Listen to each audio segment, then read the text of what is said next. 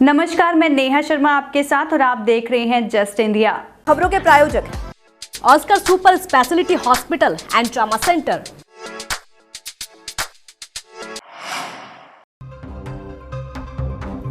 लोकसभा चुनाव को लेकर हरियाणा कांग्रेस से जुड़ी बड़ी खबर है, जहां नवरात्रों में प्रत्याशियों का ऐलान करेगी कांग्रेस। मंगलवार से पहले नहीं होगी चुनाव समिति की बैठक। सीईसी की बैठक से पहले स्क्रीनिंग कमेटी की मीटिंग वर्चुअली होगी। हरियाणा स्क्रीनिंग कमेटी की बैठक, ये बड़ी खबर आपको बता रहे हैं। लोकसभा चुनाव को लेकर हरियाणा कांग्रेस से जुड़ी ये बड़ी खबर है इस वक्त की। नवरात्रों में प्रत्याशियों का ऐलान करेगी कांग्रेस। प्रत्याशियों का ऐलान नवरात्रों में करेगी कांग्रेस। मंगलवार से पहले नहीं होगी चुनाव समिति की बैठक, ये भी जानकारी सामने आ रही है। इधर सीईसी की बैठक से पहले स्क्रीनिंग कमेटी की भी मीटिंग रखी गई है। वर्चुअली ये मीटिंग जो है वो होगी स्क्रीनिंग कमेटी की। और अब कोशिश यही है कांग्रेस पार्टी की भी कि जल्द से जल्द नामों का ऐलान जो है वो कर दे। बात अगर हरियाणा की करें तो हरियाणा की सभी सीटों पर कहा जा रहा है कि कांग्रेस जल्द ही एक साथ सभी सीटों पर नामों का ऐलान जो है वो कर सकती है। सीईसी की मीटिंग हुई थी जिसमें हरियाणा का स्क्रीनिंग कमेटी का रिपोर्ट पेश हुआ था और उसमें जो है कई पार्लियामेंट सीटों के लिए आज जो डिस्कशन हुआ है और उसके बारे में फिर से एक बार, क्योंकि कई जगह पे पैनलें थी, तो सीईसी का जो है एक सुझाव था कि इसको शॉर्ट लिस्ट करके दें। तो उसके बारे में आज या कल स्क्रीनिंग कमेटी की मीटिंग होके उसको हम शॉर्ट लिस्ट कर लेंगे और अगली मीटिंग में उसके पूरा जो है क्लियर कर दिया जाएगा। दोबारा कहा गया स्क्रीनिंग की कमेटी। हाँ, क्योंकि कई जगह पे पैनल हुई थी तो उनका कहना था कि आप हर जगह पे सिंगल नेम लेके आ जाओ। That was one of the reason. आज देखो ये एक भी नाम जारी नहीं करेंगे। मुझको लग रहा है कि जो स्क्रीनिंग कमेटी का रिपोर्ट था, हमारे डिस्कशन में तो एक सहमति हुई थी, काफ़ी एक दर्जे तक की जो सहमति बन चुकी थी, मगर उसके बावजूद भी जो है कई जगह पे कोई रिकमेंडेशन आए होंगे, कुछ बताया गया होगा। तो इसमें नॉर्मल प्रैक्टिस उसको न्यूज़ पेपर पे लिख के या तो ओरल डिस्कशन में बताया जाता है, मगर जिसने भी टाइप किया होगा उसने गलती से नीचे डाल दिया था। तो कांग्रेस अध्यक्ष की ऑफिस आदेश था कि आप लोग एक करके जो है रख दें। मैं ऐसे मुझको लगता है कि फिर से स्क्रीनिंग का काम आधे घंटे से ज़्यादा नहीं होगा, क्योंकि बाय एंड लार्ज तो एक सब सहमति बन चुकी है। अनाज मंडी में सिरसा लोकसभा सीट से भाजपा प्रत्याशी अशोक तंवर के समर्थन में आयोजित विजय संकल्प रैली में मुख्यमंत्री नायब सिंह सैनी का विरोध जताने व अपने सवाल उठाने के लिए एकत्रित हुए सैकड़ों किसानों को पुलिस ने हिरासत में लिया है। सुबह ही किसान टोहाना रोड और फतेहाबाद रोड पर निर्धारित स्थानों पर एकत्रित होना शुरू हो गए थे। जैसे ही उन्हें मुख्यमंत्री के आने की सूचना मिली तो रैली स्थल की तरफ रवाना होने लगे। पुलिस प्रशासन ने दोनों स्थानों पर पहुंचकर उन्हें रोक लिया। पुलिस ने जिन किसान संगठनों के सदस्यों को हिरासत में लिया है उनमें किसान नेता भी शामिल है।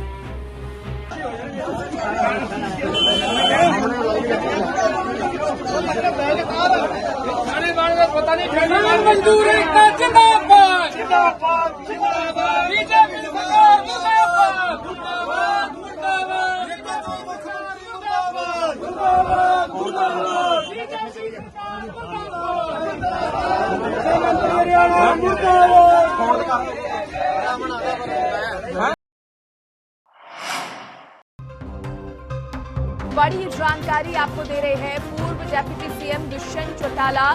जब गांवों में जनसभा करने के लिए, कार्यक्रम करने के लिए जा रहे थे, इस दौरान उनको विरोध का सामना जो है करना पड़ा है। 3 गांवों से तस्वीरें सामने आई और जो ताजा मामला है वो खानपुर सिंधर गांव का है, जहां पर उनके काफिले को रोक दिया गया और जमकर लोगों ने अपनी नाराजगी जो है वो जाहिर की है। इसके अलावा गांव गामड़ा और नाडा में भी दुष्यंत चौटाला का जमकर विरोध हुआ है। ग्रामीणों ने काफिले को बीच रास्ते में रोका। विरोध के चलते कार्यक्रम को भी रद्द करना पड़ा और इसके बाद कच्चे रास्ते से पूर्व डेप्यूटी सीएम का काफिला जो है वो लौट गया। देखिए, लोगों ने इतना ज्यादा गुस्सा, इतनी ज्यादा नाराजगी अपनी जाहिर की, उनके काफिले को रोक दिया। उनकी गाड़ी के आगे आकर लोग खड़े हो गए और जमकर नाराजगी जाहिर कर रहे थे। सबसे ज्यादा नाराजगी जो थी वो किसानों के अंदर जो है नजर आई और जो कार्यक्रम जहां पूर्व डिप्टी सीएम करने जा रहे थे उस कार्यक्रम को भी रद्द करना पड़ा और वापस उन्हें लौटना पड़ा वहां से। देखिए, कई बातों को लेकर नाराजगी है। एक तरफ किसान शुरू से ही नाराज नजर आ रहे हैं, दूसरी तरफ कुछ लोगों का, कुछ ग्रामीणों का यह भी कहना है कि हम जेजेपी से इसलिए भी नाराज हैं क्योंकि बीजेपी के साथ गठबंधन किया। अलग अलग कारणों से ये जो विरोध प्रदर्शन है वो देखने को मिला। अब 3 तस्वीरें भी हम आपको दिखा रहे हैं, किस तरह से काले झंडे दिखाए गए, उनके काफिले को रोक दिया गया। नाडा गांव, गामड़ा गांव से ये तस्वीरें सामने आई और उसके बाद तस्वीरें खानपुर के सिंधड़ गांव से भी सामने आई, जब एक बार फिर से यानी कि तीसरी बार पूर्व डिप्टी सीएम दुष्यंत चौटाला के काफिले को रोका गया और लोगों ने उन्हें कार्यक्रम में नहीं पहुंचने दिया, जनता को संबोधित भी उन्हें नहीं करने दिया। तो ये 3 तस्वीरें बता रही हैं कि कितनी भारी नाराजगी जो है पूर्व डिप्टी सीएम दुष्यंत चौटाला के लिए लोगों के अंदर बनी हुई है। हालांकि अब सरकार में नहीं है दुष्यंत चौटाला, बावजूद इसके लोगों ने अपनी नाराजगी जो है उनके सामने जाहिर की है। अलग अलग बातें यहाँ पर जो लोग थे, ग्रामीण थे, वो उठाते नजर आए। हालांकि दुष्यंत चौटाला ने इस बीच ग्रामीणों से बातचीत करने की भी कोशिश की और उनको समझाने की कोशिश की, लेकिन ये लोग इतने आक्रोशित हैं कि खानपुर के सिंधड़ गांव में तो काफिले को वापस लौटना पड़ा।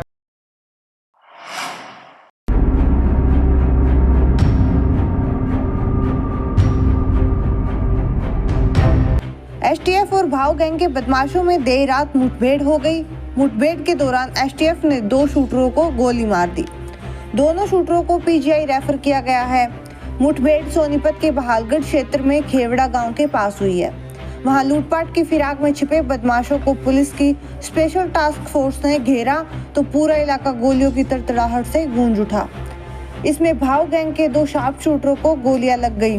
दोनों को सिविल अस्पताल लाया गया, जहां डॉक्टरों ने प्राथमिक उपचार के बाद उनको पीजीआई रेफर कर दिया। दोनों बदमाश गोहाना में मातूराम हलवाई की शॉप पर 1 करोड़ रुपए की फिरौती के लिए की गई फायरिंग में शामिल बताए जा रहे हैं। इन पर पहले भी हत्या व अन्य धाराओं में केस दर्ज है। पुलिस इनकी क्राइम हिस्ट्री खंगाल रही है। थाना बहालगढ़ में इनके खिलाफ केस दर्ज किया गया है। बदमाशों की पहचान हिसार के नारनौंद क्षेत्र के गांव डाटा निवासी प्रवीण उर्फ पहलवान और नारनौंद की गौतम कॉलोनी निवासी हिमांशु के तौर पर हुई है। प्रवीण पर 50,000 रुपए का इनाम था। वहीं बता दें कि हिमांशु भाऊ और साहिल रिटोली रोहतक के रिटोली गांव के रहने वाले हैं और विदेश में बैठकर गैंग चलाते हैं। हरियाणा, पंजाब सहित उत्तर भारत में कई राज्यों में इनका गैंग सक्रिय है। हाँ, आज ये मंडी का दौरा रखा गया था रोहतक का, और यहाँ जो किसानों को मूलभूत सुविधाएं मिलनी चाहिए उनका जो आकलन किया गया है। और मुझे प्रसन्नता हुई कि जो किसान का समय पे उठान हो रहा है, उसकी फसल का उसको उचित मूल्य मिल रहा है और उसके लिए जो सुविधाएं होनी चाहिए बेसिक, जिसमें उसका बैठने का प्रबंध है, उसका शौचालय है, उसके लिए विश्राम गृह है, वो सारी सुविधाएं दुरुस्त पाई गई। सब में थोड़ा बदलाव आया है और अभी थोड़ा जो पकाई में टाइम लगेगा। इन्होंने अफसरों ने, अधिकारियों ने बताया कि 1 सप्ताह के अंदर अंदर सही जो फसल का मंडी में आना शुरू हो जाएगा।